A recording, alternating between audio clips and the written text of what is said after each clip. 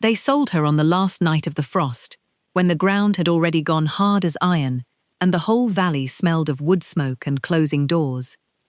The paper they signed for her was thinner than she expected, a single leaf of it pressed flat on the council table, under a candle that guttered every time the door let the wind in, and the wax that sealed it was the colour of old blood, and it dried while she watched, and no one asked her to speak. Her name was Wren Alder, and she was 23 years old, and she had spent her whole life in the low pack of Greywater, believing that the smallest useful thing a person could be was still worth keeping.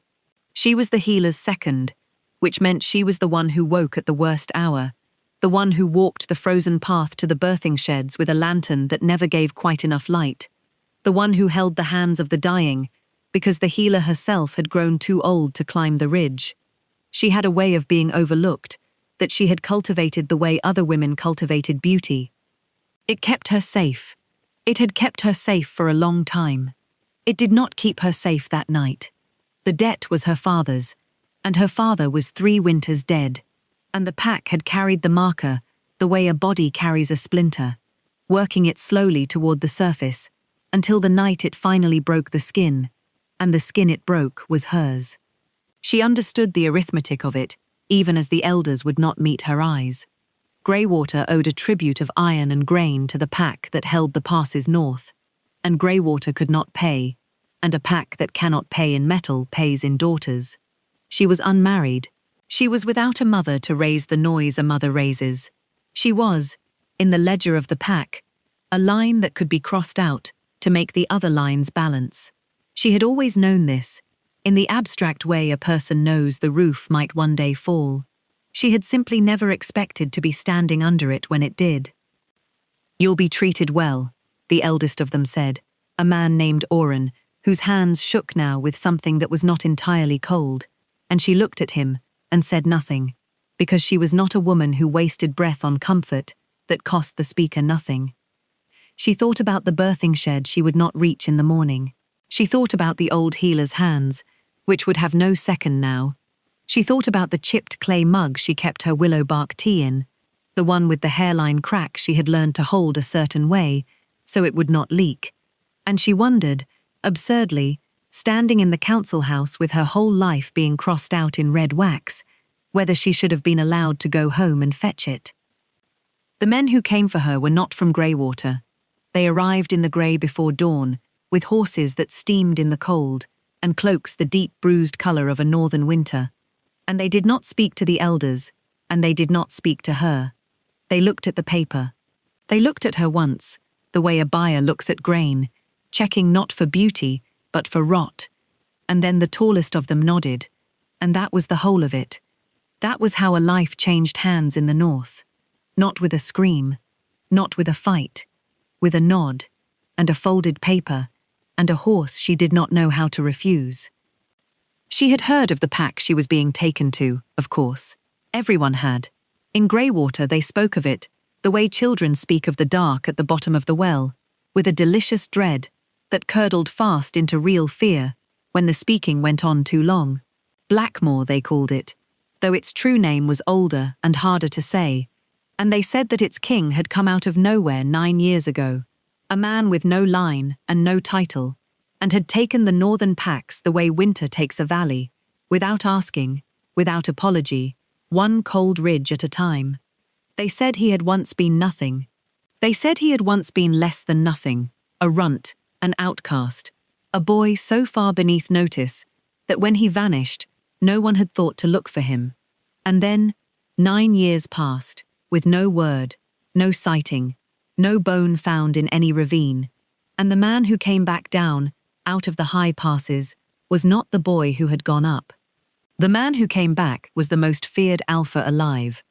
They said his name was Kane. They said it quietly, even in Greywater, even 9 days' ride from his border. They said it the way you say the name of a fever. Wren did not think about him as she rode north. She had learned, in a life spent close to death, that the mind will torment itself with the largest available fear if you let it roam, and so she did not let it roam. She thought about small things. She thought about the way frost formed feathers on the inside of a window pane. She thought about the exact weight of a newborn in her 2 hands. That startling heaviness.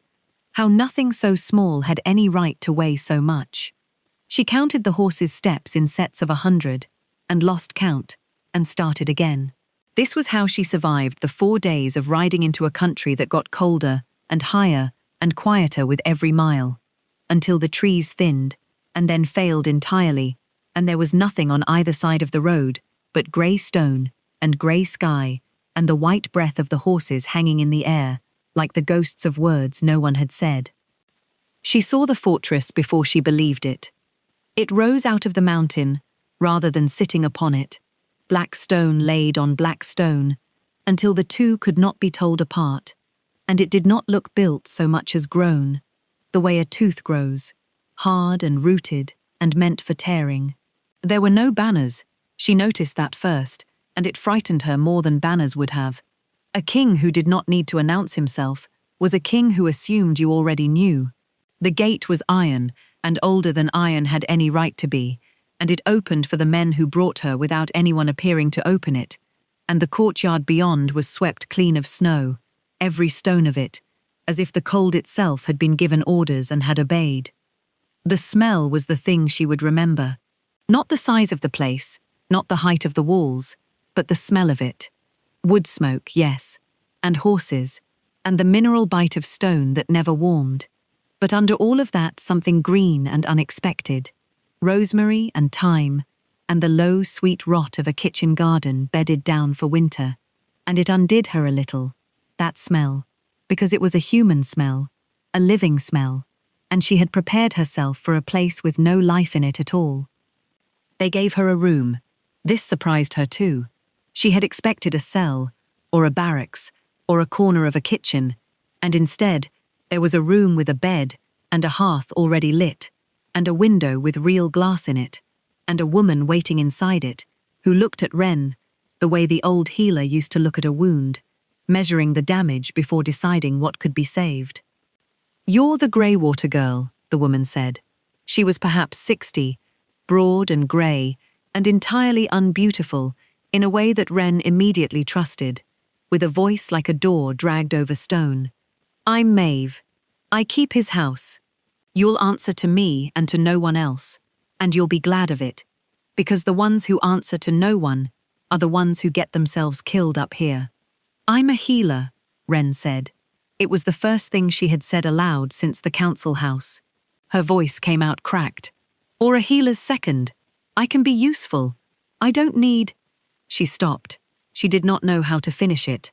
"I don't need to be his," was the shape of the thing, but she could not say it to a stranger, and the truth was, she did not yet know what she was here to be. Maeve looked at her for a long moment. Something moved behind the old woman's face, some recognition or some pity, quickly folded away. "A healer," she said. "Well, there's worse things to be, in a house like this." And she did not explain what she meant, and Wren did not ask, because she was learning already that in Blackmoor, the questions you did not ask were the ones that let you keep breathing. She did not meet him for 9 days. She learned the house instead. She learned that it was less a fortress than a wound that had been dressed and made livable, that there were whole wings gone dark and cold, and other rooms lived in and warm, and that the difference between the two was not wealth but will, a decision made room by room about what would be kept alive. She learned that the men who served the king did not fear him the way she had expected, with the flinching servility of the cowed. They feared him the way you fear deep water, with respect, keeping their distance, not from terror, but from a sober understanding of what he was and what he could do. She learned that no one spoke of the 9 years. She learned that this silence was a kind of law. And she learned the kitchen garden, because Maeve, discovering she had a healer under the roof, put her to work in the one place in Blackmoor that was still trying to grow something.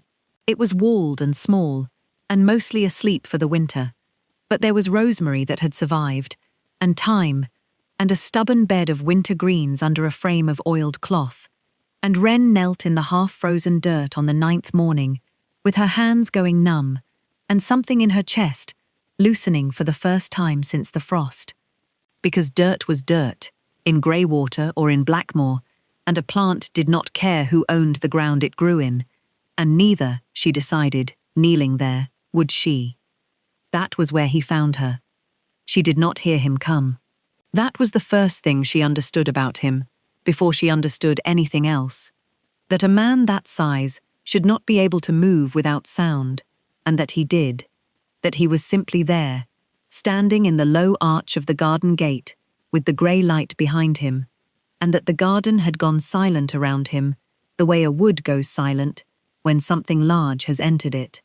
She looked up with dirt on her hands, and her breath caught, not from fear, or not only from fear, but from the wrongness of the scale of him against the small green world she had been kneeling in.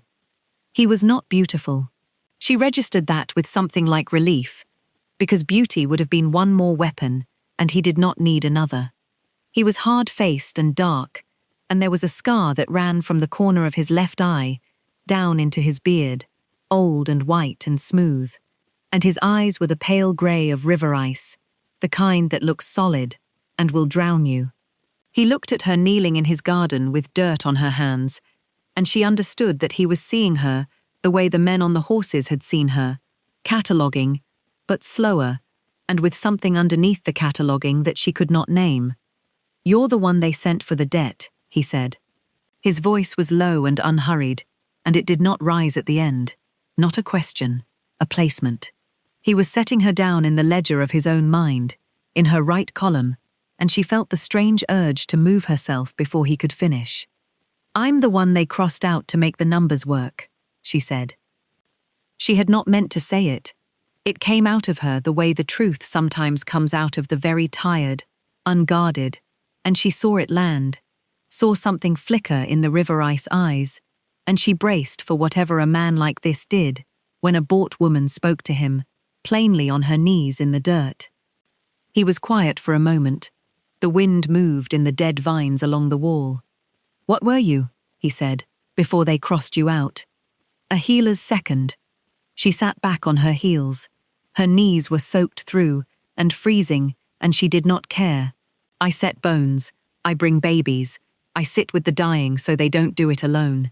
She lifted her chin, because she had decided something in the 4 days of riding, and she said it now, on her knees, to the most feared man alive. "I'll do that here. I'll earn whatever it is you paid for me by being useful. But I won't be. I'm not." And there it was again, the sentence she could not finish, and she let it break where it broke, and she looked at him, and she let the unsaid thing be said by the breaking. She waited for anger. She had braced for anger. He looked at her for a long moment, and then he looked at the rosemary that had survived the winter, and something moved across his hard face that she would not understand for a long time, that she would only understand much later, when she knew what the 9 years had been. "There's a birthing coming in the East Barracks," he said finally. "Woman named Sela. She's early and she's frightened, and the old woman who used to do it died in the autumn." He turned to go, and then he stopped, not looking back at her, his voice dropping so low she almost lost it under the wind. "You'll be useful. No one here is anything else." And then he was gone, as silently as he had come, and Wren knelt in the dirt with her heart going hard and fast, and did not understand, yet, that she had just set the first condition of the rest of her life, and that he had accepted it. She delivered Sela's child that night. It was a hard birth, breech and early, and it went on until the small hours, and there was a moment near the end when Wren thought she would lose them both, the girl and the child, and her hands did the thing her hands knew how to do, while her mind stood back and prayed to gods she did not much believe in. And then the child came, blue and silent, and she cleared its mouth and rubbed its small chest with the heel of her hand, harder than a stranger would have dared, and it drew a breath, and it screamed, and the whole barracks let out a sound like a held breath released, and Sela wept, and Wren sat back against the cold wall, with the child's cry filling the room, and understood that she had found, in the middle of the most feared house in the north, the one thing that was hers. She did not see the king watching from the dark of the doorway. Maeve told her later, days later, that he had come and stood there through the worst of it, and left when the child cried, and Wren did not know what to do with that. And so she did what she did with most things she could not use. She set it down and left it, and did not pick it back up. The days took on a shape after that. This was how the North worked on you, she came to understand. Not through any single grand event, but through the slow accretion of small ones. The way frost builds on a window, feather by feather, until one morning you cannot see out, and cannot remember when the glass was clear. She rose early, she tended the garden and the sick and the hurt, and there were more of the hurt than she had expected, because a warband is a machine that breaks men, and the machine that had made Kaine king had broken a great many. She learned their names. She learned who had a wife back in a valley pack, and who had no one at all. And she learned that the second kind outnumbered the first, and that Blackmoor was full of people who had been crossed out somewhere else, and had come here to be a line in a different ledger. And something in this understanding changed the way she saw the walls around her. And she saw the king. Not often, and never for long, but the house was not so large that two people in it could avoid each other entirely, and she began to notice the shape of his days, the way you notice weather. He rose before she did. He did not sleep much. She could tell from the light under the door of the room where he kept his maps, burning at hours when no one should have been awake. He ate alone, or did not eat, and Maeve complained about this with the freedom of a woman who had earned it, muttering that he'd waste away to nothing, and then where would they all be? And Wren, listening, began without deciding, began to leave things. A heel of bread and hard cheese on the table by the map room door, a pot of the willow bark tea, in a plain cup, because her cracked one had been left in Greywater, and she had never replaced it. Small things, useful things. She told herself they were only useful. He never mentioned them. But the plates came back empty, and one morning, on the 11th day of this, she found the tea things washed and set back in the garden shed where she kept them, and she stood there holding the clean cup, and felt something turn over in her chest, that she did not have a name for, and did not want one. It was Maeve who put the shape of the 9 years into words, though she did it sideways, the way the old do, letting the truth in through the side door, because the front is too heavy to open. They were shelling dried beans by the kitchen fire on a night when the wind was trying to take the roof off, and Wren had asked, because she had earned the right to ask a little by then, whether it was true, the thing they said in the valleys, that he had come from nothing. Maeve's hands did not stop moving. Less than nothing, she said. I knew him when he was a boy. Not here. In a pack you've never heard of and won't, because it's gone now, the ground salted, and good riddance. She cracked a pod, thumbed the beans loose. Runt of a runt line. Bonded wrong, they said. You know how they talk. In the low packs. Said his blood was thin. Said he'd never hold a rank. She was quiet a moment. His own people gave him to the winter when he was 15. You know what that means. Wren knew what that meant. In the hard packs it was a thing they did and did not name. A way of thinning a line that could not feed itself. Sending the weakest child up into the high passes at the start of the cold, with no cloak, and no blade, and no word of goodbye, and calling it fate when the child did not come down. It was the thing they had almost done to her, once, and had not, only because the old healer had wanted a second, and no one else would take the work. He came down, Maeve said, 9 years later, alone. Came down out of the high country in the dead of winter, with frost in his hair, and walked into the hall of the pack that had sent him up. And no one. She stopped, and shelled another pod. And Wren saw that even Maeve, who feared nothing, did not want to say the rest of it. No one that had a hand in it saw the spring. That's all. That's the whole story anyone needs. He went up nothing, and he came down the thing you're living under this roof with. And in between there's 9 years that he has never once spoken of to a living soul. And if you're wise, girl, you'll never be the one who asks him to. Wren shelled beans in silence for a while. The wind pushed at the roof. She thought about a boy of 15 walking up into the cold to die. She thought about the man in the garden, looking at the rosemary that had survived the winter. Not a coincidence, she thought. and then made herself stop thinking it, because it was not her story, and she had been warned. But she understood him a little better after that, and understanding is a dangerous thing, more dangerous than fear, because fear keeps you at a distance, and understanding does not. On the 14th evening after the beans, the snow came back one last time before the thaw, a soft, heavy fall that made no sound, and swallowed all the other sounds with it, and Wren, who had been raised on hard mountain snow that bit and stung, stood in the courtyard and let it settle on her upturned face, and forgot for a moment to be afraid of anything. She did not hear him come out. She never did. But she felt the change in the air, that particular stilling, and she opened her eyes, and he was standing under the eave of the great door, with the torchlight behind him, watching her stand in the snow, with her face turned up like a child's, and she braced for him to say something that would take the moment from her, because that was what she had learned to expect from men in high places, that they took the small things you loved, simply to prove they could. He did not take it. He looked at her for a long moment, and then he looked up at the falling snow himself, tilting his hard, scarred face to the sky the way she had, and he said, "The passes will close tonight. We're shut in until the thaw." He said it the way another man might have said a comfort, and she understood, slowly, standing in the falling snow, that to a man who had spent 9 years in the high country, a closed pass was not a prison. It was a wall between him and everything that had ever tried to reach up and drag him back down.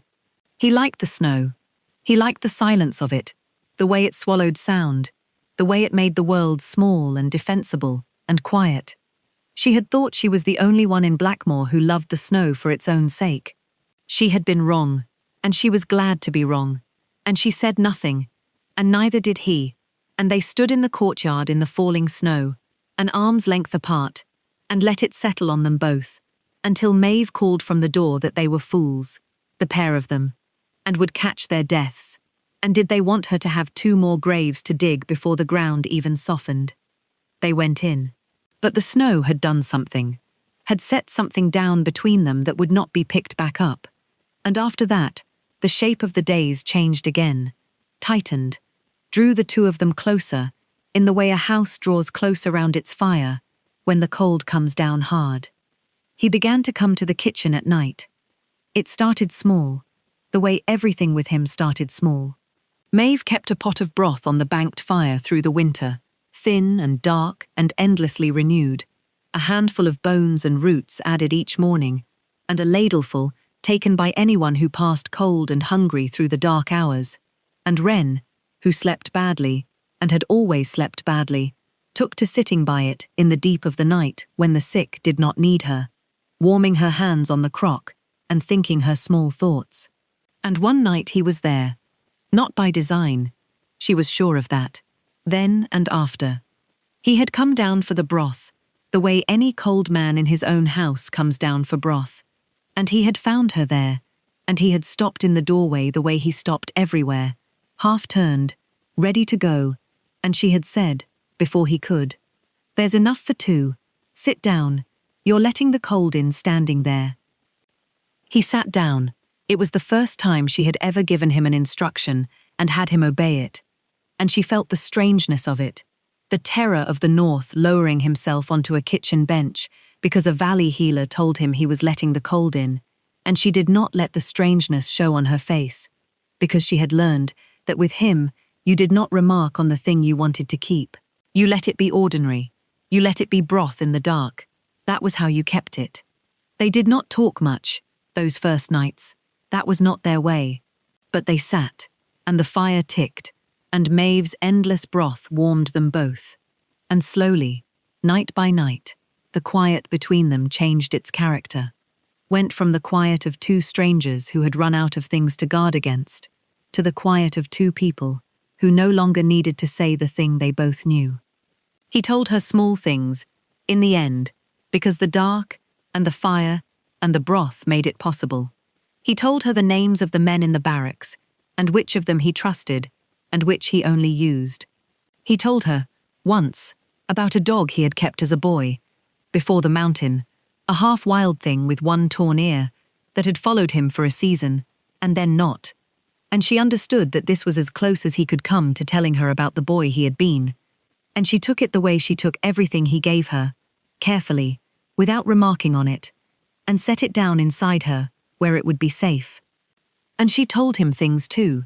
She told him about Greywater, about the birthing sheds and the old healer whose hands had gone, about the exact weight of a newborn, and how nothing so small had any right to be so heavy. She told him about her father, who had been a weak man and a kind one, a bad combination in a hard pack, and about the debt he had left her, which she did not resent the way she thought she should, because the debt was the only thing her father had ever given her that had led her anywhere but down. She said that, one night, without meaning to, that the debt had led her here, and that here was not down, and she saw him go still on the bench across the fire, and she saw him understand what she had said, that she was telling him, in the only way she could, that she did not entirely regret the paper and the red wax, and he did not answer, because he was a man who could not answer such a thing, but he sat with her longer that night than any night before, until the fire was almost out, and the grey was almost in the windows, and when he rose to go he stopped, the way he always stopped, and he said, not looking back, "I looked for a healer for 2 years before Greywater's debt came due." And he left before she could make sense of it, and she sat by the dead fire until full light turning it over, understanding at last that he had not simply taken the tribute that was owed, he had been waiting for it. He had held Greywater's marker for 2 years, had let it ride, because a pack that pays in daughters pays what it has, and he had wanted, not a woman, not a bought thing, she saw that now, he had wanted a healer, someone to keep the small living things of his house alive, and he had reached down into the ledger of the poor Lopaks and pulled up the one line that read, "Healer's second." And he had brought her up the mountain, not to own her, but because he could not stop wanting the world to keep the useful, overlooked, crossed-out things it was always trying to throw away, and she was one of those things, and so was he, and she put her face in her hands in the grey kitchen light, and did not know whether she was weeping from grief or from something that had no name, because she had never before had cause to feel it. Maeve found her there and did not ask. Maeve, who feared nothing and missed nothing, put a fresh handful of bones in the broth and set the crock back on the coals, and said only, over her shoulder, in the voice like a door dragged over stone, "He sleeps now. Did you know that? Nights, since the fever. Before you, that man didn't sleep more than 3 hours running, for as long as I've kept his house, and I've kept it since he took these walls." She stirred the broth. "I'm too old to watch a thing grow and pretend I don't see it growing. So I'll say this once and never again, and then it's your business, and his, and none of mine." She turned, and her broad grey, unbeautiful face was as serious as Wren had ever seen it. "He's not a soft man, and he won't ever be, and if you're waiting for him to become one, you'll wait till the mountain wears down. But he's a true one. He doesn't say the thing and mean another. Whatever he gives you is the whole of what he has, and it cost him more to give than a soft man's whole heart would cost. Don't measure him against soft men. Measure him against what was done to him. You that, and you'll never once find him wanting." And she turned back to her broth and would say no more, and Wren sat and understood that the old woman had just done for her what a mother would have done, had she had a mother, had told her the truth of the man in the one language that mattered, and she was grateful, and she said so, and Maeve grunted and told her to go wash her face before the sick saw her looking like that, and thought someone had died. The days lengthened. The thaw did not come all at once. It never did, in the north, but the light came earlier and stayed later, and the icicles along the eaves began their slow weeping in the afternoons, and the men grew restless, the way men grow restless when the killing season nears, because in the north, the roads opened with the thaw, and what came up the opened roads was rarely good. Wren felt the change in the house before she understood it. The barracks filled. Riders came and went with mud to their horses' knees. The light under the map room door burned late again, and she went back to leaving the tea, willow bark and thyme both now, because she had learned which he took on the hard nights. And the plates came back empty, and once, only once, she found beneath the empty cup a sprig of the rosemary from her own garden, laid there deliberately, and she understood it was the closest thing to a written word that a man like him could leave, and she pressed it flat in the one book she owned and kept it, and has it still. It was in this lengthening, thawing, tightening time that Wren first understood she was no longer afraid of him, and the understanding frightened her more than the fear ever had.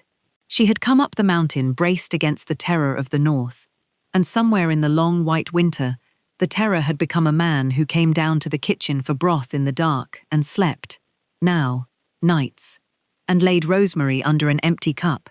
And the trouble with that, she saw clearly, was that a woman who fears a king keeps her feet under her, and a woman who does not is a woman who can fall. She thought about that.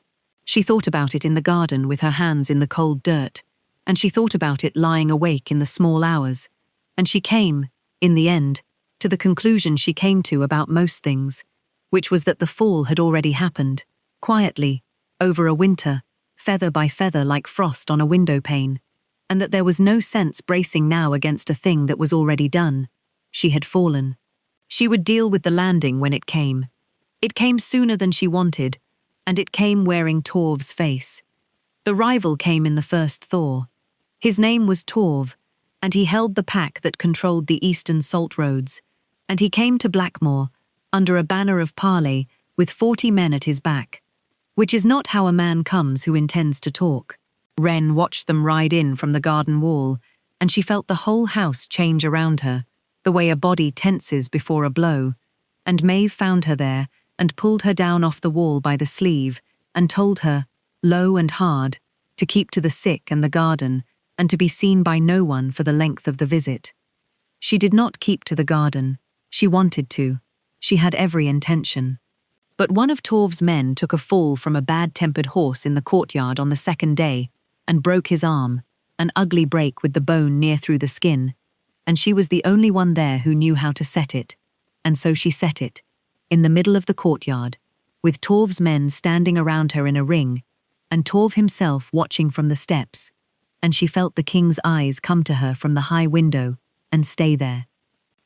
Torv was a handsome man, and he knew it, and he came down the steps while she was still binding the splint, and stood over her, and said, loud enough for the courtyard, "So this is what the terror of the north keeps, a little valley healer, with dirt under her nails."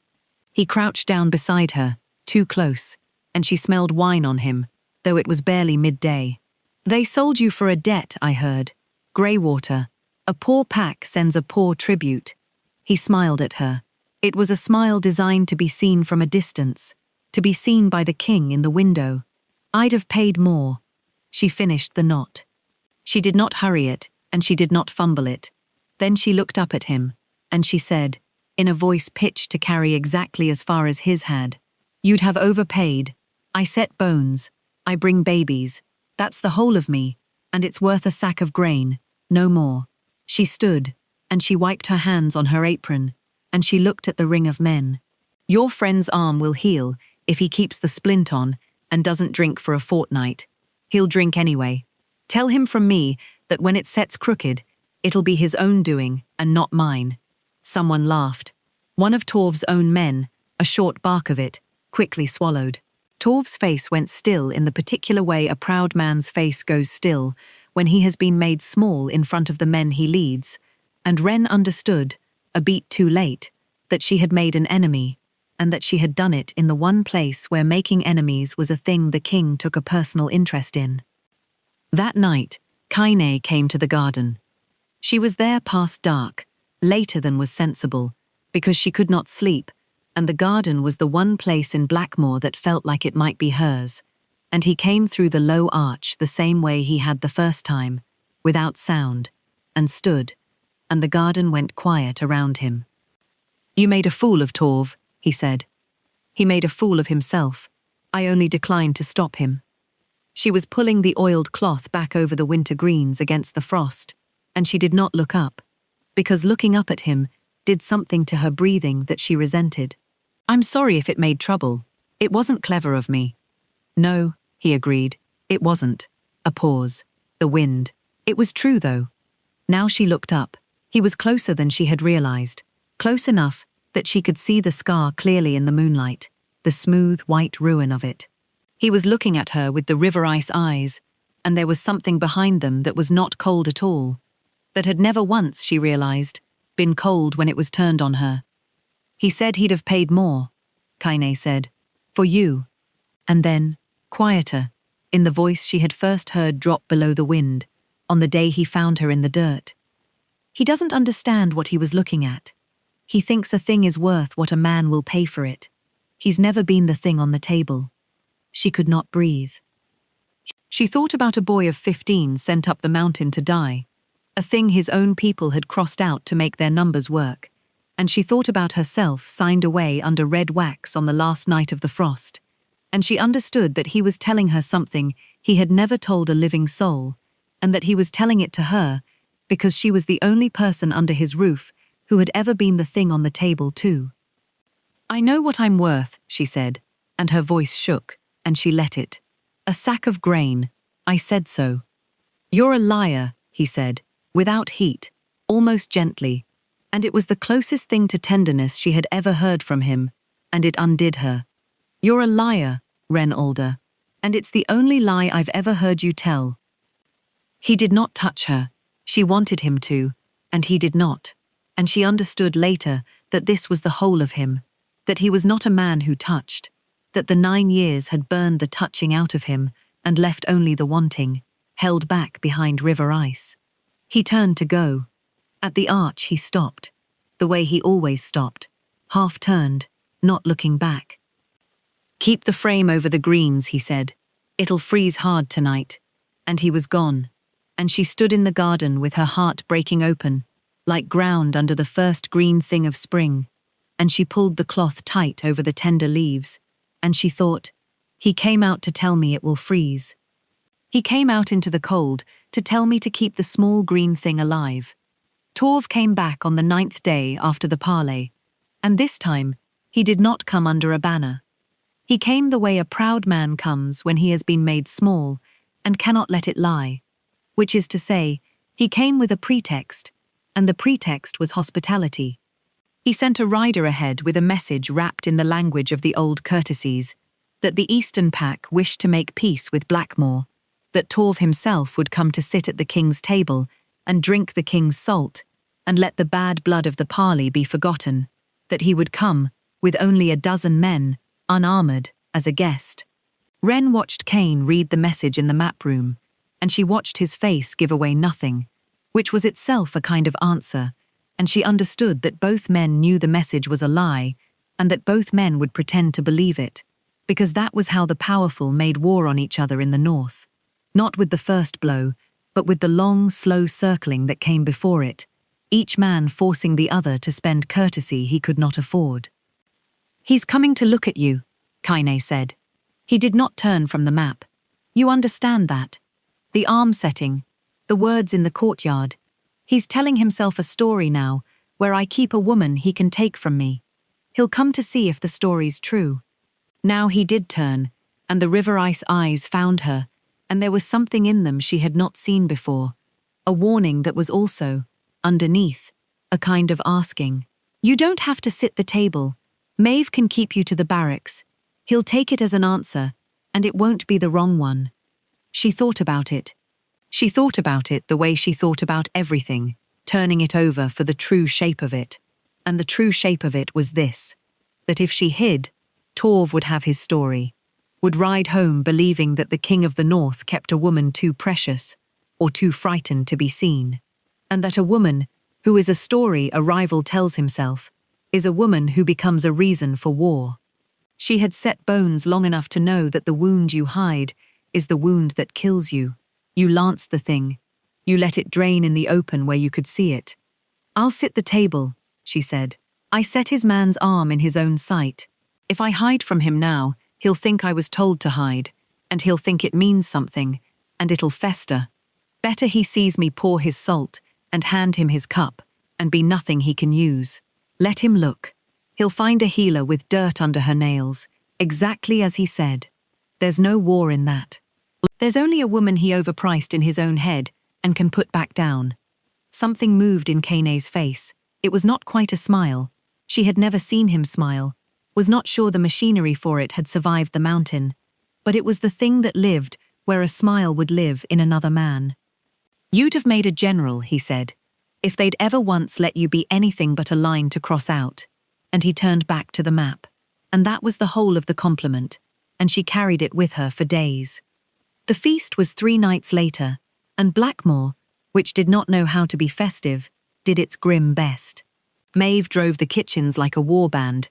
The dark wings of the fortress that never saw fire were opened and swept and lit, and the long hall that Wren had never seen used was hung with what banners the house owned, and the smell of roasting meat filled the cold stone halls for the first time since she had come, and under it, threading through it, the smell that undid her every time, the rosemary and thyme, because Maeve had sent to the garden for it, and Wren had cut it herself, and understood that the herbs of her small kept garden were going onto the table where the fate of the north might turn. Torv came at dusk. He came with his 12 men, as promised, and Wren, standing behind the king's chair in the place Maeve had set her, saw at once that the 12 were the wrong 12. Not the men you bring to make peace, easy and loose and glad of a warm hall, but hard, watchful men who counted the exits and marked the king's guard and did not touch their wine. She had spent her life reading bodies for what the mouth would not say, and every body in Torv's party said the same thing, which was that they had come to take a measure and carry it home, and that the measure they had come to take was whether Blackmoor could be broken. Torv himself was all warmth. That was the danger of him. She saw it clearly now, saw why he held the salt roads, because he had the gift the truly dangerous have of seeming least dangerous when he was most. He clasped the king's arm. He praised the hall, the meat, the fire. He drank the salt and made the old words of guest peace with an ease that would have fooled anyone who had not watched his men count the exits. And he looked at Wren when she came to pour, and his eyes did the thing she had braced for, went over her slowly, cataloguing, but where the king's cataloguing had always had a question underneath it, Torv's had only appetite and calculation.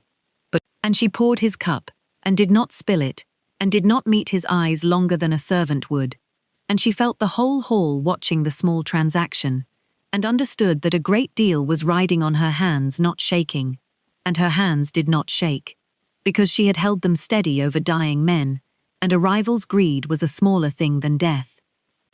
The healer, Torv said, loud, warm, for the hall. Still here, still with dirt under her nails, I see, even at a feast. He smiled up at her. Tell me, girl, do you know what you're worth, up here? Has anyone told you? It was a trap. She saw the shape of it, saw it laid out plain.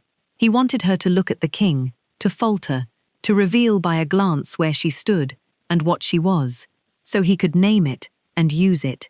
If she said she was the king's, she gave Kane a weakness to be pried at. If she said she was nothing, she made the king a man who kept nothing, a man diminished at his own table. There was no answer that served, except the one she had been giving all along, the true one, and she gave it now, standing behind the king's chair with the whole cold hall listening. I'm worth a sack of grain, she said, clear and even, pitch to carry. That was the debt. Greywater couldn't pay in iron, so they paid in me, and a sack of grain is what I fetched, and I've spent the winter earning it back in set bones and safe berths, and near enough I've paid it. After that, I'm worth what any free healer's worth, which is a bed and a share of bread, and the right to leave if the work turns cruel. She set the jug down on the table, unhurried. You asked at the parley what I was worth, and I told you then, and I'll tell you now. You'd have overpaid. There's nothing here for a man to bid on. There's only a pair of hands that are useful. And useful isn't a thing you own. It's a thing you're glad of, or you're a fool. And she stepped back into her place, and the hall was very quiet. And then, from down the long table, one of the king's own men laughed, and another, and the laugh ran down the board, and did not run up to Torv's end of it. And Wren understood that she had done the thing again, the thing she had done in the courtyard, had made Torv small, without once insulting him, had answered his trap with plain truth, and let the truth do the cutting. But Torv was cleverer than the courtyard had shown him, and he did not flush and go still this time. He laughed too. He laughed longest and loudest, as if delighted, and he raised his cup to her, and he said, still smiling, in a voice gone just slightly too soft, "A free healer. Who can leave if the work turns cruel?" He turned the cup in his fingers. "I'll remember that. Cruelty's a hard thing to measure, up in the cold. A woman might not know the work had turned cruel until she was a long way into it." And he drank, and the smile never left him, and Wren felt the threat land under the courtesy, like a blade slid under a cloak, and she understood that he had just told her, in the language of the powerful, that he intended to make the work cruel, that he intended to make Blackmoor a place she would want to leave, and that when she wanted to leave, he intended to be waiting on the road. She did not look at the king, she had learned that much, but she felt him beside her, felt the stillness of him go from the stillness of a man at his own feast to the stillness of a thing about to move, and she knew that he had heard the threat too, had heard it aimed at her, and that something had shifted in the cold hall that would not shift back. It was Kaine who answered, and he answered the way she was coming to understand he did everything, quietly, and it was worse than a shout. He set down his own cup. He looked down the long table at Torv, and he did not raise his voice, and the hall went so still that Wren could hear the fire. "You came under guest peace," Kaine said. "You drank my salt, so you'll ride home safe, tomorrow, all 12 of you, because I keep the old law, even when the man I keep it for wouldn't keep it for me." He let that sit. "But you spoke a threat at my table, against a woman under my roof. You wrapped it soft, the way you wrap everything, but I spent 9 years in a place where everything soft was a lie, and I hear the thing under the thing." He leaned forward, very slightly, and the torchlight found the white scar. "So hear me under my thing, Torv. The salt roads are yours, because I've let them be. The passes are mine, because I took them, one ridge at a time, from men who thought their walls would hold. If you make the work cruel for her, if you touch a Greywater rider on the low road, if you spoil a well she'd drink from, if you so much as let it be known you've thought about her again, I'll come east, not with a warband, alone, the way I came down the mountain. And you know how that story ends, because you've heard it told, because everyone north of the Salt has heard it told, and not one of the men who had a hand in sending me up is alive to say it isn't true." He picked his cup back up. "Eat," he said. "The meat's good.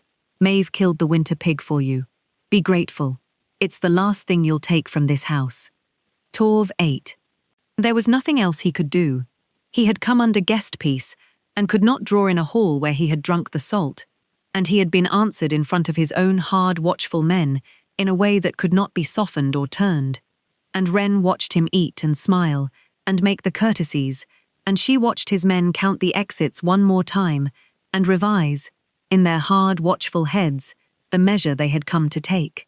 They had come to see whether Blackmoor could be broken. They were riding home with their answer, and the answer was written in the stillness of the man at the head of the table who had promised to come east alone, and meant it, and whom every man in that hall believed. They rode out at first light. Wren watched from the garden wall, the way she had watched them ride in, and she felt the house let go of the breath it had been holding, and she climbed down and found Kaine in the courtyard, watching the eastern road swallow the last of them. "He'll come," Kaine said. He did not look at her. "Not soon. He's not a fool, whatever else. He'll wait for a season when I'm weak, or seem it. He'll come when the road's open next, or the one after. But he'll come. I made it a thing between us now, out loud, in front of his men. He can't let it lie any more than I could." He was quiet a moment, and then he said the thing that she understood had been the whole cost of the night, the thing he had spent to keep her safe. "I made you a reason for a war," he said. "I stood up at my own table, and I told the strongest man on my border that he could hurt me through you. I gave him the one thing a careful man never gives, a place to push. He turned then and looked at her, and there was something raw in the river ice eyes that she had never seen, not even in the fever. I couldn't not. I heard him say cruel and mean you, and there it was, the sentence breaking where it broke, because he could not finish the important ones any more than she could. He looked away, down the eastern road. It was badly done, he said. A king doesn't spend his kingdom on one pair of hands, however useful. I know the sum. I've always known the sum. He said it like a confession, like a failing, and she understood that he was telling her he had done a thing that a king should not do, had let a person matter more than a border, and that it frightened him more than Torv did, more than the mountain had, because it was the one thing the 9 years had been built to make impossible. You did the sum wrong, she said. She stepped close to him, there in the cold courtyard with the eastern road empty now, and the frost still white in the shadows. That's what you're telling me, that a king who lets one person matter has miscounted. She reached up. She had done it only once before, in the garden, and laid her hand against the scar, the smooth white ruin of it under his eye, and felt him go still. But I've done a sum too. I've done it all winter, and the sum I keep getting is that a man who came down a mountain alone and took the whole north to keep from ever being crossed out again, that man didn't do it for a border. He did it so there'd be one place, one, where the useful, overlooked, crossed-out things got kept, instead of thrown to the winter. That's not a kingdom, what you built. It's a garden with high walls, and you don't spend a garden's worth defending the one green thing in it. That's the whole point of the walls. Her thumb moved along the scar. You didn't miscount. You finally added yourself into the sum. That's all. It only feels like weakness, because you've never once been on the side of the ledger that gets kept. He looked at her for a long time. The eastern road was empty. The frost was in the shadows. And then he brought his hand up, slowly, the way he did everything, and covered her hand where it lay against his scar, and held it there, and did not say anything, because there was nothing he could say that would be truer than the holding, and they stood like that in the cold courtyard for a long time. Two people who had both been thrown to the winter, and had both, against all the arithmetic, survived it, and had found each other at the top of a black mountain, at the far cold edge of the world. The winter had one more cruelty in it, though, and it did not wear Torv's face. It came, as the worst things in the north always came, quietly, in the blood, without a banner. The fever took the barracks in the last hard week of winter, when the cold had one final cruelty left in it, and the men were worn thin from the long defence against Torv, who had gone home in a fury and left the promise of return hanging over the house like weather. It came fast, the way barracks fevers do, and it was bad, and Wren did not sleep for the better part of 5 days. She moved through the sick rooms with her sleeves rolled, and her hair coming loose, and a cloth tied over her mouth, and she did the arithmetic of the dying, the way she had been trained to, deciding who could be saved, and spending herself on them, and sitting with the others, so they would not go alone. And it broke her, a little, the way it always broke her, the ones she could not save. And then Kaine took the fever.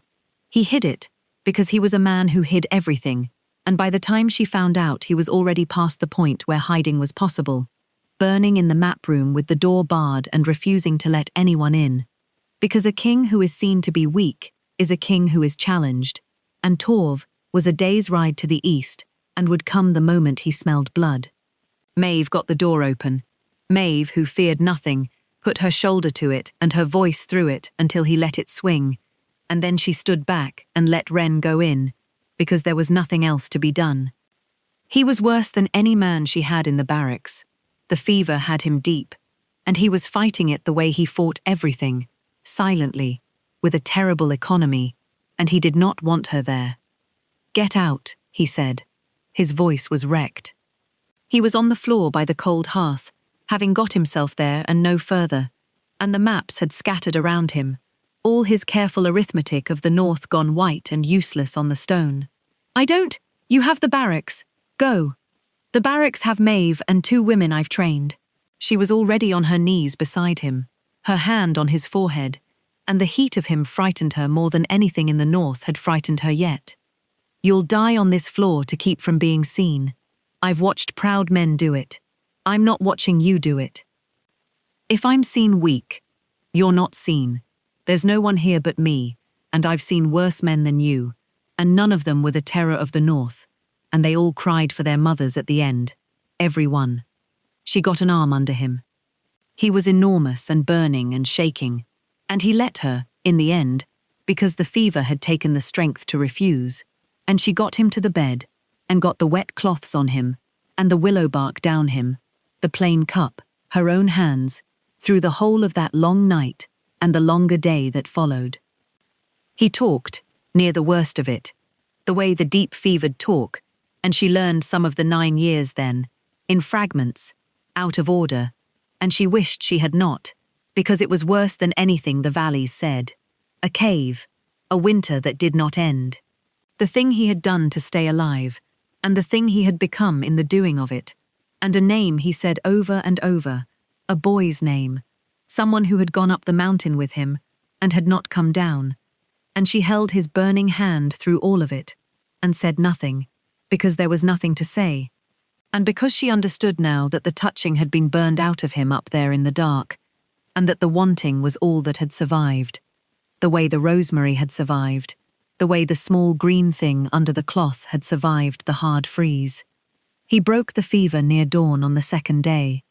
She knew the moment, she had known it 100 times, the turn, the sweat, the loosening, and when his eyes opened they were clear, river ice gone to clean water, and he looked at her, sitting beside him, with her hair down and her face grey with exhaustion, and 2 days of his life on her hands, and he did not say, "Get out." "You stayed," he said. "You're useful," she said, and her voice cracked on it, because it was the word he had given her in the garden. No one here is anything else, and she was giving it back to him, and they both knew it was a lie now. They both knew it had stopped being true. And he made a sound that might have been a laugh if he had ever learned how, and he turned his hand under hers, the burning gone out of it, and he held her hand, deliberately, a thing he had chosen, the first thing she had ever seen him choose to touch. They did not speak of it for 11 days. This was who they were. She understood that about them both, that they were people who had learned to survive by not reaching for things, and that the reaching, when it came, would have to be almost silent, would have to be built the way the North built everything, slowly, out of small, hard pieces. She left the tea by his door. He left the frame over her greens on the nights it would freeze. She caught him watching her cross the courtyard. He caught her watching the light under his door burn late and grow. Some nights now, quiet, the sleep coming to him at last. They circled the thing between them, the way you circle a fire you are not sure you are allowed to sit at. The spring came into the north, the way it always did, grudging and slow, a thing that had to be fought for, inch by inch out of the retreating cold. The great icicles along the eaves wept themselves to nothing and fell. The black stone of the walls, which had been white-rimed all winter, showed its true colour again, wet and dark and shining in the lengthening afternoons. And in the walled garden, the ground softened at last, the frost going out of it from the top down, and Wren knelt in it every morning, with her hands in the waking dirt, and felt the whole slow turning of the year come up through her palms. She planted, in those days after the fever.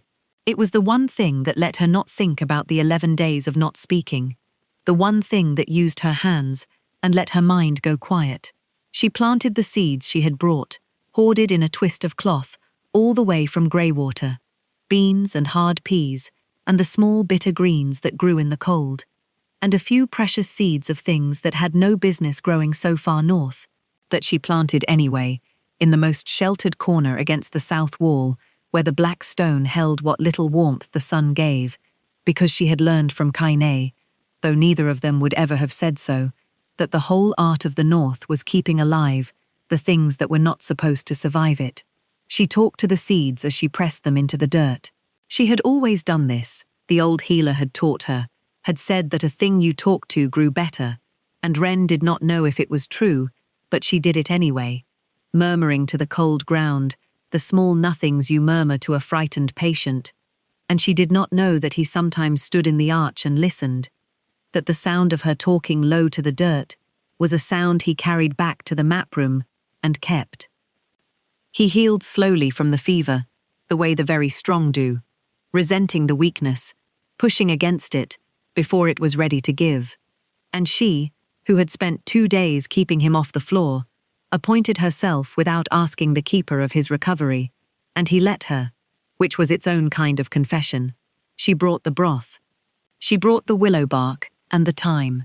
She made him sit in the thin spring sun in the courtyard, when the afternoons turned mild, wrapped against the lingering cold, and she sat with him, and they did not speak of the fever, or the 11 days, or the thing that had turned his hand under hers on the sickbed, but the not speaking had changed its weather.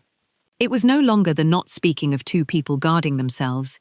It was the not speaking of 2 people who had said everything already, in the dark, in the fever, in the broth, and had only to wait now for the last small wall to come down.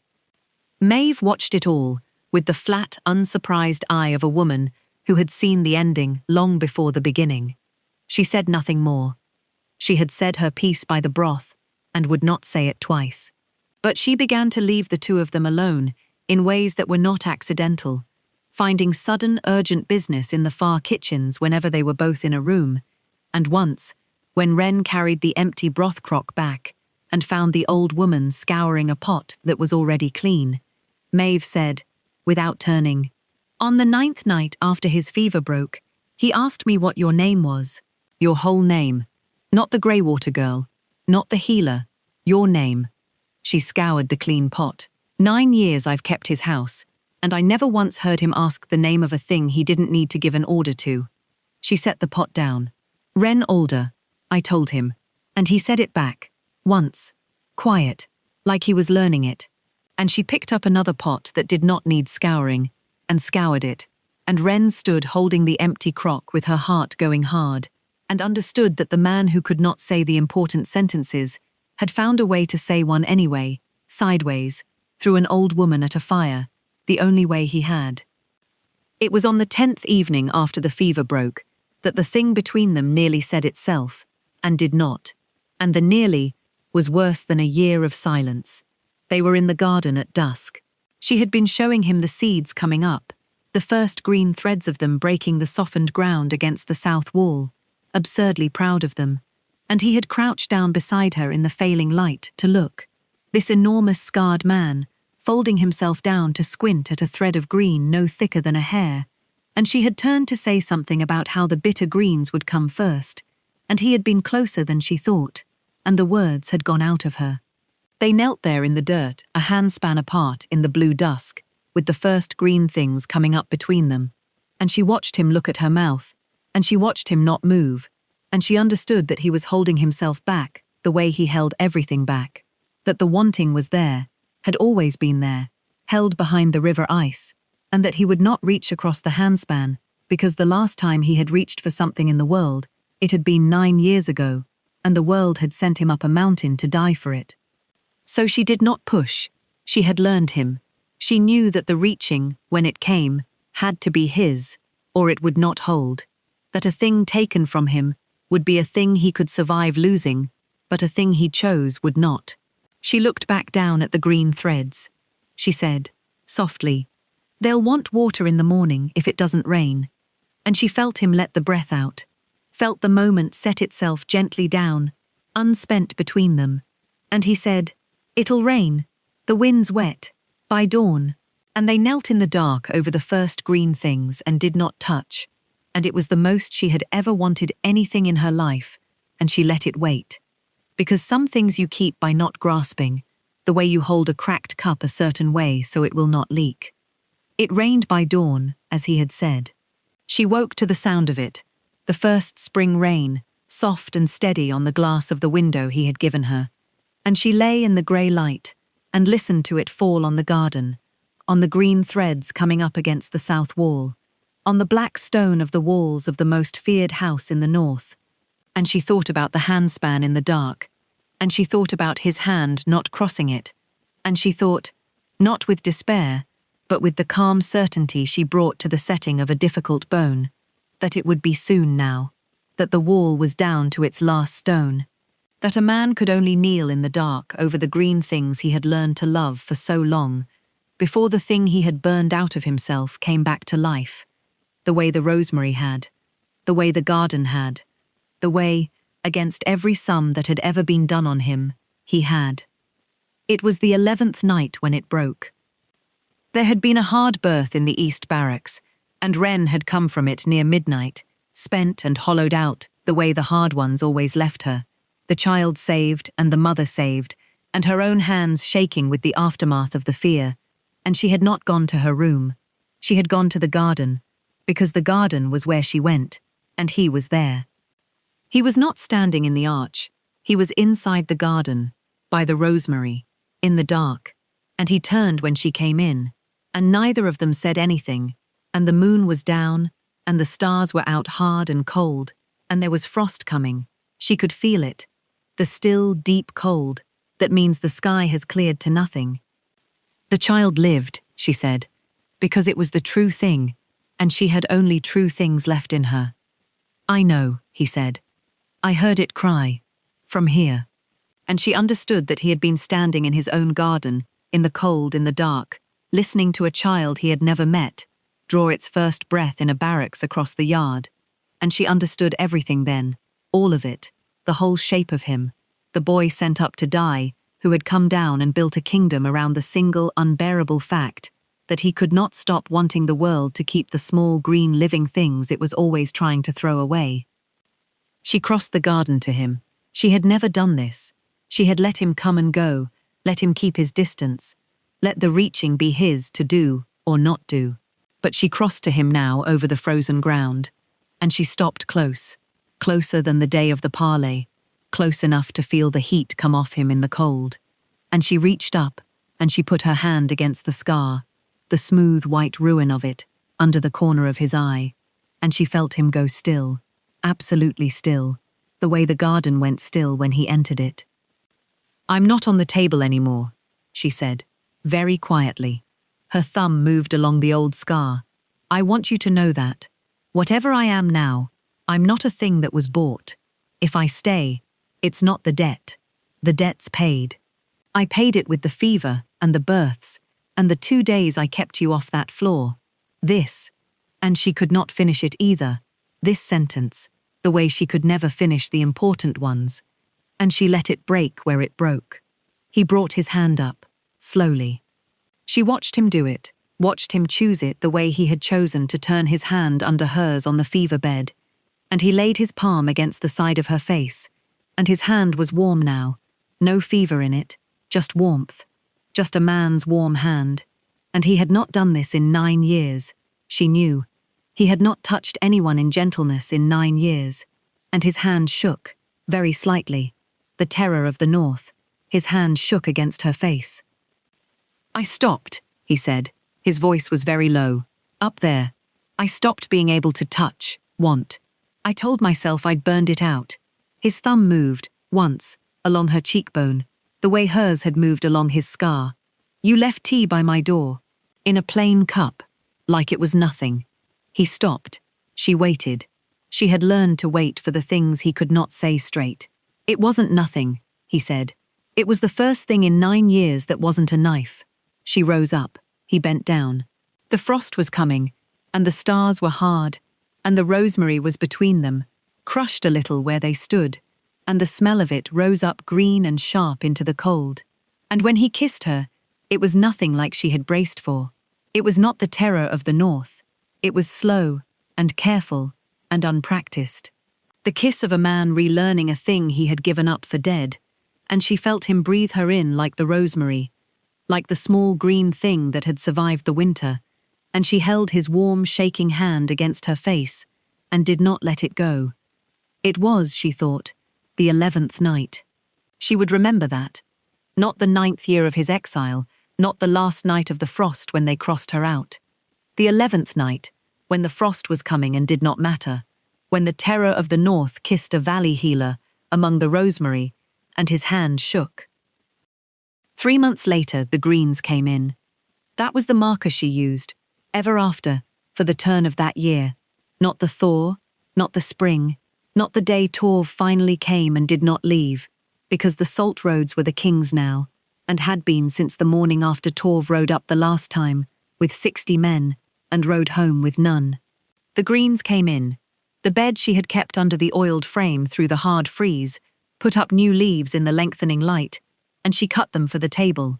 And Blackmoor ate green things in the spring, for the first time in anyone's memory, and Maeve wept over a bowl of them, and would not say why, and did not need to.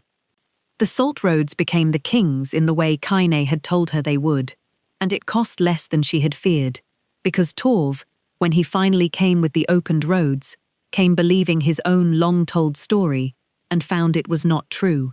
He came expecting a king made soft by a woman, a border grown careless, a house that could be broken through, the one place its master had foolishly left open. What he found was that the open place had teeth. He found that a house which has learned to keep its small living things alive through a hard winter has learned, in the same lessons, exactly how to defend them, and that a man who will spend a border on one pair of hands is a man who will also, without hesitation, spend a rival's whole warband to keep those hands from harm. It was over quickly, and Wren did not watch it, and Cain did not speak of it after, except once, on the night he rode back, when he came to the garden with the mud still on him, and stood among the rosemary, and said only, "The east is quiet, it'll stay quiet." And she had understood everything he was not saying, that he had gone east the way he'd promised, that the story of the mountain was true, that he had come home to her rather than the other way around, and she had brought him water in the cracked cup mended with dark resin, and made him sit while she saw to a cut on his arm he had not bothered to mention, and that had been the whole of the war, between them, a cut cleaned, a cup of water, the quiet after. And after that, the year turned all the way over into its warm, short northern summer, and the garden gave and gave.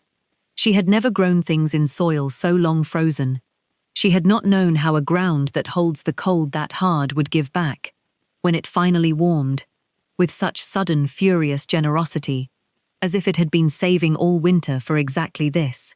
The beans climbed the south wall, the bitter greens gave way to sweeter ones. The precious seeds she had hoarded from Greywater and planted against all sense in the sheltered corner came up, and most of them lived. And one of them, a climbing thing with a small pale flower that had no name she knew, that her mother was said to have grown, that she had carried north not expecting it to survive, put out a single bloom against the black stone, white and fragile and entirely out of place, and she found Kaine standing in front of it one evening, looking at the one white flower on the black wall, the way another man might look at a fire in the dark, and she did not have to ask what he saw in it, because she saw it too. A thing that was not supposed to survive the cold, grown, against the sun, in the last high place at the edge of the world. They had settled into something, not a thing with a name. They were neither of them people who named things, but a shape. He ate now, at the table, with her, most nights, and Maeve stopped muttering about him wasting to nothing. He slept. The light under the map room door burned less late. She kept the garden and the sick and the hurt, and there were fewer of the hurt now, because a king with the salt roads and the passes both did not have to break so many men to hold what he held. She had a cup of her own again, a plain one, and one morning she found beside it on the shelf a second cup, chipped, with a hairline crack in it, mended with a line of dark resin, and she knew without asking that he had sent a man 9 days south to Greywater to fetch the one she had left behind, the one she had learned to hold a certain way so it would not leak, and that when it had broken somewhere on the road, he had mended it himself rather than let it be lost, and she held it and cried in the garden where no one could see, and then she used it, every morning after, cracked and mended and holding water fine. They asked her, once, one of the women she had trained, why she stayed. It was asked without cruelty. It was a real question, in a house full of people who had all been crossed out somewhere, and had all, in their way, chosen this hard, cold place over the softer places that had thrown them away. "Why do you stay?" the woman asked, and Wren was cutting rosemary in the garden when she asked it, and she stopped, and she thought about how to answer it truly, because she only had true things. "They sold me for a sack of grain," Wren said, "on the last night of the frost. I never chose to come here. That's true, and I won't pretend it isn't." She laid the cut rosemary in the basket. The smell of it rose up. But no one asked me, that night, what I wanted, because I was a line to be crossed out, to make the numbers work, and a line doesn't want anything. She looked up, and the light was long and gold across the black walls, and the greens were coming in, and somewhere in the house, the man who had been sent up a mountain to die was awake and alive, and hers. "I'm asked now," she said. "Every day, in the small things, whether the frame goes over the greens, whether the tea is willow or thyme, whether I want the window open to the cold." She smiled, and it surprised her how easy it had become to smile. "No one crossed me out here. Here I'm the one holding the pen. That's why I stay. Not because I was bought. Because I finally can't be. Not by him. Not by anyone. He's the one person alive who'd never do the sum that got me here, and I know it, because he was the sum once too." She stopped and looked down at the rosemary in the basket, and then she said the rest of it, the whole thing, because the woman had asked honestly and deserved the honest whole. "They tell it in the valleys that he came down the mountain, the most feared thing alive. And it's true. I've seen what he is when there's cause. But that's not the thing they should be afraid of, if they were wise. The thing to be afraid of is a man who was thrown away, and lived, and remembers it, and builds his whole life around never letting it be done to another living thing under his roof. A cruel man you can bargain with. He wants something, and you find it, and you buy him. But you can't bargain with a man who's decided the crossing out stops here. There's nothing you can offer him. He's already been offered the worst the world has, and he walked back down out of it alone." She lifted the basket. "I don't stay because he's feared. I stay because I finally understand what he's for. And a woman who understands what a man like that is for, she doesn't get bought, or sold, or crossed out, ever again. She gets kept. Not the way a thing is kept, the way a garden is kept. Tended, asked, left the window open to the cold if that's what she wants." She smiled again, the easy new smile. "I was a line in a ledger my whole life. Here I'm the one thing on this mountain that nobody's allowed to subtract. You asked why I stay. That's the sum. That's the whole of it." The woman went away with that, and Wren finished the rosemary, and the evening came down cold and clear, the way the good evenings did in the north, the sky clearing to hard, bright stars. He found her in the garden after dark, the way he always had, coming without sound through the low arch, and the garden did not go silent around him anymore, because the garden knew him now, and so did she. He stood beside her by the rosemary, and looked up at the stars, and neither of them spoke for a while, because they were people who did not need to fill the quiet, who had both learned in hard places that the quiet was not a thing to be afraid of. "It'll freeze tonight," she said finally. "No," he said, "not tonight. The wind's turned south. The frost is done, this year." He was quiet a moment. "You can leave the frame off the greens." She looked at the small green bed that had survived the whole long winter under its cloth, tender and living, and unafraid now of the cold that could no longer reach it, and she reached down and drew the oiled frame back, and folded it and set it against the wall, where it would wait, patient, for a winter that had not come yet, and would, because winter always came again in the north, and they would be ready for it, because they always were. She left the frame off. The greens stood open to the clear, cold night, and did not freeze. They stood together a while longer in the dark. Somewhere below them, the house slept. The barracks, the kitchens, Maeve by her banked and endless broth, the men who had all been crossed out somewhere, and had all come to this high, cold place to be kept. Above them the stars burned hard and clean, the way they only did in the north, and the one white flower she had carried from Greywater glowed faintly against the black wall, a thing that should not have lived and had. She thought about the last night of the frost, a year gone now, the thin paper and the red wax, and the nod that had changed her life. She thought about the 4 days of riding into the cold. She thought about kneeling in the dirt with her hands going numb and looking up to find him standing in the arch of the gate, the terror of the north, come to tell her there was a birthing in the East Barracks and that she would be useful, because no one here was anything else. She thought about how that had been a lie, in the end, the kindest lie she had ever been told, because she had turned out to be, to him, the one thing on the whole mountain that was not merely useful. "It won't freeze tonight," he said again, quietly, as if he needed to be sure she had heard it, as if the whole of everything he could not say was folded into those small plain words. "No," she said, "not tonight." And in the morning, the greens were still there, still green, still growing, in the walled garden of the most feared man alive, who stood beside her in the dark, with his warm hand finding hers among the rosemary, and held it, and did not let go.